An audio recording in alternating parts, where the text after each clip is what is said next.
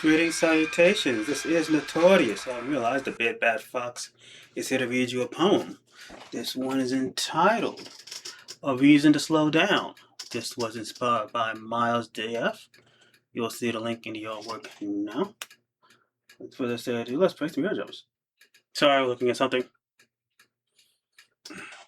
Sometimes I question why one would want to dare see the world through the wide eyes of a child again. Why one would want to speed through everything and take note of nothing. It has been so many years since, and each I've tempted and had a near-death experience, to where I would think he was getting cold feet, and rather we meet somewhere other than the street, than the highways and byways forged of concrete.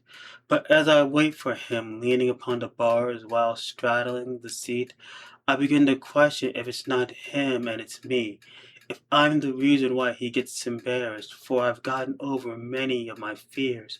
But here I question if he'll ever come for me, and if he enjoys the rides as much as he enjoys me. I mean, our conversations over small happenings in my life.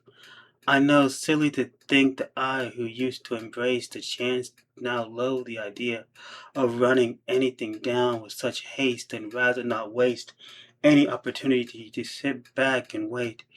Each red light and stop sign just another moment to think, to contemplate. Where am I going in my life, and if I should head in another direction after a second or two of inspection, for there is nothing wrong with accepting the road less followed or traveled, as long as you go at your own pace, for this is life and not some silly race. Well, see how that sounds. This is Notorious. I'm out. Deuces. My crown away, I'll take my place, show it my face, whatever it takes, I'm on my way.